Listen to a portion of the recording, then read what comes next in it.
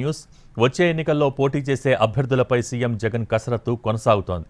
ఇప్పటికే 11 నియోజకవర్గాల్లో ఇన్ఛార్జీలను మార్చారు. మరికొన్ని నియోజకవర్గాల్లోనూ ఇన్ఛార్జీల మార్పుపై చర్చలు జరుపుతున్నారు. సీట్ కోల్పోతున్న సిట్టింగ్ ఎమ్మెల్యేలు చివరి ప్రయత్నాల్లో ఉన్నారు. తమకు కాకుంటే తమ ఫ్యామిలీలో ఒకరికి సీటు ఇవ్వాలని విజ్ఞప్తి చేస్తున్నారు.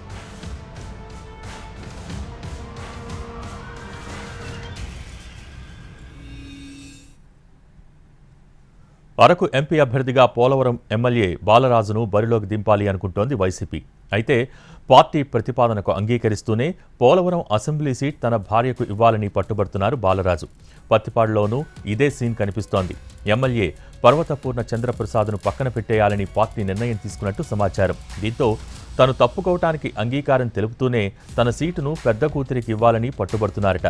అయితే ఎమ్మెల్యే ఫ్యామిలీ అయినా ప్రజా వ్యతిరేకతకు ఒక్కటేననే భావనలో ఉంది వైసీపీ అధినాయకత్వం. దీంతో వారి కుటుంబ సభ్యులకు కూడా ఛాన్స్ ఇచ్చే అవకాశం కనిపించడం లేదు.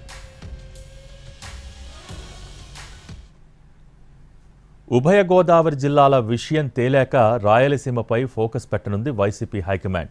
రాయలసీమకు సంబంధించి ఇప్పటికే కొంతమంది ఎమ్మెల్యేలు, మంత్రులకు తాడేపల్లి నుంచి కబురు వెళ్లింది. జోన్ల వారీగా తొలగింపు ఎమ్మెల్యేల జాబితా సిద్ధం చేసుకున్నారు సీఎం జగన్.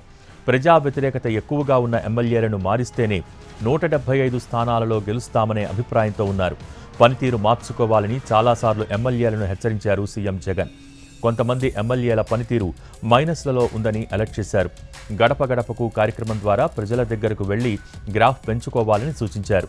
అయినా కొంతమంది ఎమ్మెల్యేలు తీరు మార్చుకోలేదు. దీంతో వారిపై వేటు వేస్తోంది వైసీపీ అధిష్టానం. కొందరు ఎమ్మెల్యేల మీద స్థానికంగా వ్యతిరేకత రావటం, నియోజకవర్గ స్థాయిలో నేతల మధ్య విభేదాలు తలెత్తడం వల్ల ఈ స్థాయిలో మార్పులు చేర్పులు చేస్తోంది వైసీపీ. టీడీపీ జనసేన పొత్తులో భాగంగా పోటీలో దిగే అభ్యర్థులకు చెక్ పెట్టేలా సామాజిక సమీకరణలతో అభ్యర్థుల ఎంపికపై ప్రణాళిక రెడీ చేస్తున్నారు. జగన్ అంతర్గతంగా చర్చించే వ్యూహం అమలు చేస్తున్నారని, ఫలితాలను ఎన్నికల తర్వాత చూస్తారని అంటున్నారు వైసీపీ మంత్రులు.